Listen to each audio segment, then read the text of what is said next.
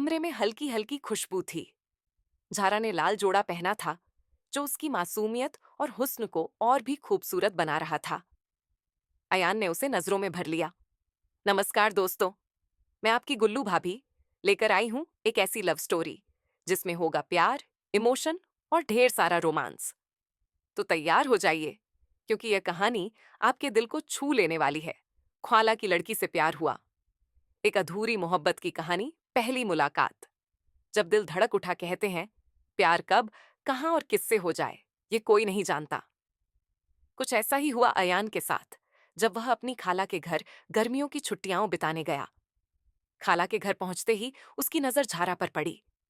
सांवली सलोनी, बड़ी बड़ी काजल भरी आंखें और मासूम सी मुस्कान। झारा उसकी मौसेरी बहन थी, लेकिन रिश्ते से बढ़कर उसमें कुछ ऐसा था जिसने अयान के दिल में हलचल मचा दी। पहली मुलाकात में ही अयान के दिल ने कहा, यार, ये तो कयामत है। लेकिन वह जानता था कि रिश्ते की दीवार उसे इस प्यार से रोक रही थी। अयान और झारा की मुलाकातें बढ़ने लगीं।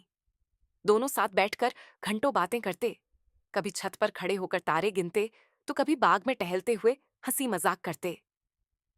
झारा जब भी अयान को देखती, उसकी आंखों में एक अजीब सा आकर्षण झलकता, लेकिन वह इसे कभी जाहिर नहीं करती। अयान चाहता था कि झारा कुछ कहे, कुछ महसूस करे, कोई इशारा दे, मगर वह हमेशा एक रहस्य बनी रही। फिर एक दिन बारिश हो रही थी। दोनों बरामदे में बैठे थे। हवा में हल्की ठंडक थी।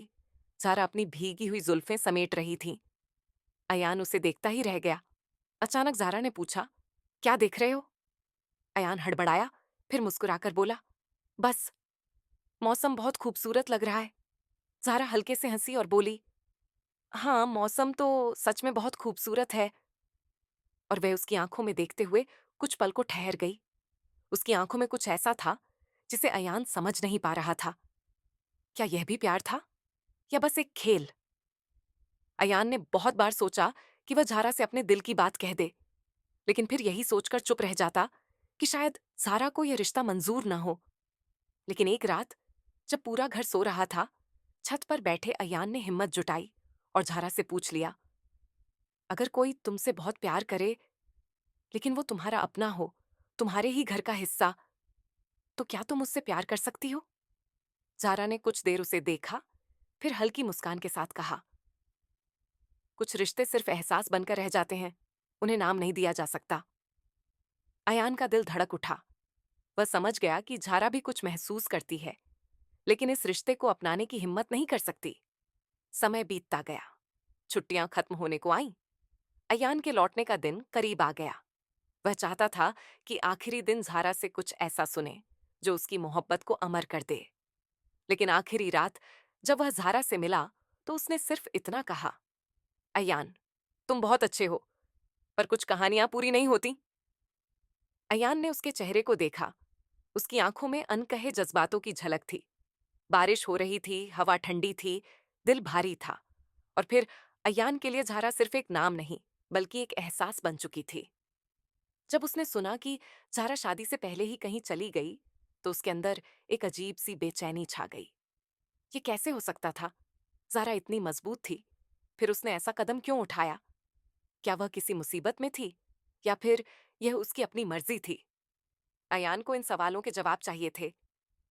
उसे ज़ारा का कोई सुराग नहीं मिला, लेकिन फिर एक रात अचानक उसके फोन पर एक अनजान नंबर से मैसेज आया, मुझे ढूंढ सकते हो अयान? अयान की उंगलियां कांप गईं। उसने फौरन टाइप किया, ज़ारा, तुम कहाँ हो? जहां इश्क पागलपन बन जाता है, जहां प्यार और मौत के बीच सिर्फ एक कदम का फासला होता है। ये क्या था? कोई पहेली, या ज़ारा सच में किसी मुसीबत में थी? अयान के लिए अब ज़ारा को ढूंढना ही सबसे बड़ा मकसद बन गया था। अगले ही दिन वह कुछ सुराग तलाशने निकला। पुराने दोस्तों से बात की, मोहल्ले के लोगों से पूछा, लेकिन किसी को कुछ नहीं पता था। तभी उसे याद आया कि ज़ारा की एक बचपन की दोस्त सना हुआ करती थी, जो उसकी हर बात जानती थी। अयान तुरंत सना के घर पहुंचा। दरवाजा खुला और सामने आई एक लड़की, जिसने पहले उसे ध्यान से देखा, फिर धीरे से कहा, तुम ज़ारा को ढूंढ रहे हो ना? हाँ, प्लीज सना, अगर तुम्हें कुछ भी पता है तो मुझे बताओ। सना ने इधर उधर देखा, फिर उसे अंदर बुलाकर धीरे से कहा, ज़ारा इस वक्त एक बहुत खतरनाक जगह पर है और अगर तुम उसे लेने गए तो खुद भी फंस सकते हो। क्या मतलब? वो कहाँ है? अयान ने घबराते हुए पूछा। सना कुछ देर चुप रही, फिर बोली, वो किसी के साथ भागी नहीं थी, उसे कोई जबरदस्ती ले गया था। अयान को जैसे झटका लगा। क्या? कौन? सना की आंखों में डर था। उसने फुसफुसाते हुए कहा, शाहिद। शाहिद नाम सुनते ही अयान के होश उड़ गए। शाहिद वही आदमी था जिसका झारा के घर अक्सर आना जाना था। वो एक अमीर बिजनेसमैन था, लेकिन उसके बारे में कहा जाता था कि वह बहुत खतरनाक इंसान था। अयान का दिमाग घूम गया। शाहिद ने ज़ारा को किडनैप किया? सना ने सिर हिलाया। हाँ, लेकिन सबको यही बताया गया कि ज़ारा खुद भाग गई। अब अयान को समझ आ रहा था कि ज़ारा का वो मैसेज क्या था। वो सच में मुसीबत में थी। उसे बचाने के लिए अब वक्त बहुत कम था। अयान ने तय कर लिया कि वो किसी भी कीमत पर ज़ारा को वापस लाएगा। वह सीधा शाहिद के फार्म हाउस की ओर निकल पड़ा, जो शहर के बाहर था। जब वह वहां पहुंचा तो चारों तरफ सन्नाटा था। चारदीवारी के अंदर बड़ी बड़ी कारें खड़ी थीं और गेट पर दो आदमी बंदूक लिए खड़े थे। अयान ने गहरी सांस ली और गेट के पीछे छिपकर मौका तलाशने लगा। तभी उसे अंदर से किसी लड़की की चीख सुनाई दी। मुझे जाने दो! ये जारा की आवाज थी। अयान का खून खौल उठा।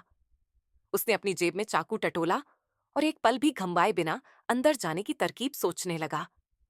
क्या अयान जारा को बचा पाएगा? शाहिद के चंगुल से बाहर निकालने के लिए उसे कितना बड़ा कदम उठाना पड़ेगा? और सबसे बड़ा सवाल, क्या जारा अब भी उससे उतना ही प्यार करती है? अयान के सामने अब सिर्फ एक ही रास्ता था, जारा को बचाना। शाहिद ने उसे जबरदस्ती कैद कर रखा था और अयान किसी भी कीमत पर उसे वहां से निकालना चाहता था। उसने फार्म हाउस के चारों ओर नजर दौड़ाई। सिक्योरिटी टाइट थी, लेकिन एक रास्ता था। वह पीछे के गेट से अंदर घुसने की कोशिश करने लगा। तभी अचानक एक सिक्योरिटी गार्ड उधर से गुजरा। अयान जल्दी से एक दीवार के पीछे छिप गया।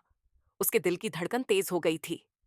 अगर उसे पकड़ लिया गया तो जारा को बचाना मुश्किल हो जाता। कुछ मिनट इंतजार करने के बाद गार्ड वहां से चला गया। अयान ने मौका देखकर दीवार फांदी और फार्म हाउस के अंदर पहुंच गया। अंदर अंधेरा था, लेकिन उसे ऊपर की मंजिल से झारा की हल्की हल्की रोने की आवाज सुनाई दी। वह बिना कुछ सोचे ऊपर की ओर बढ़ने लगा। जब वह झारा के कमरे के दरवाजे तक पहुंचा तो अंदर से शाहिद की आवाज आई, तुम जितना चाहो रो लो जारा, लेकिन अब तुम सिर्फ मेरी हो। जारा की चीख सुनते ही अयान का सब्र टूट गया। उसने दरवाजे पर जोरदार लात मारी और अंदर घुस गया। हाथ मत लगाना जारा को! अयान की आवाज गूंज उठी।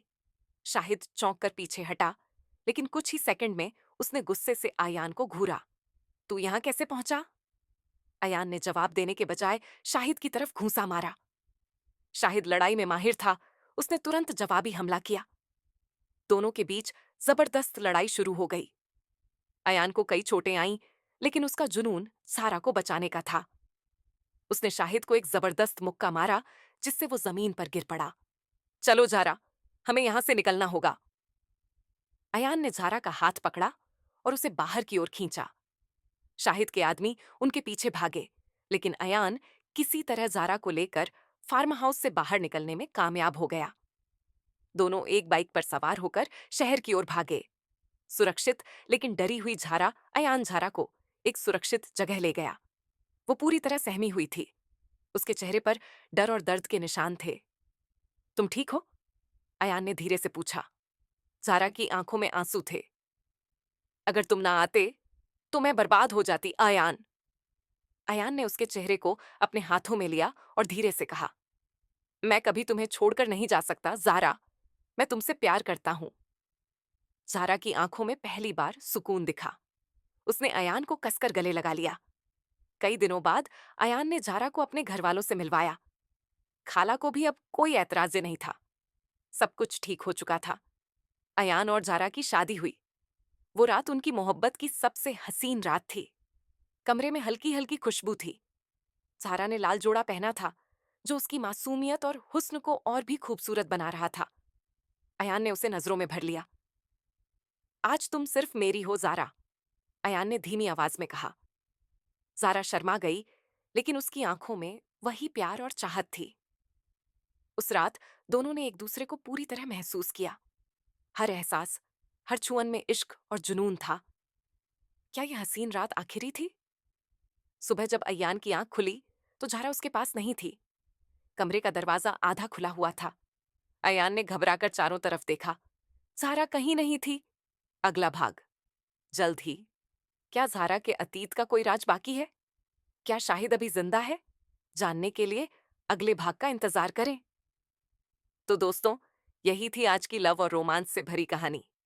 अगर आपको पसंद आई हो, तो प्यार भरा लाइक, कमेंट और शेयर जरूर करें।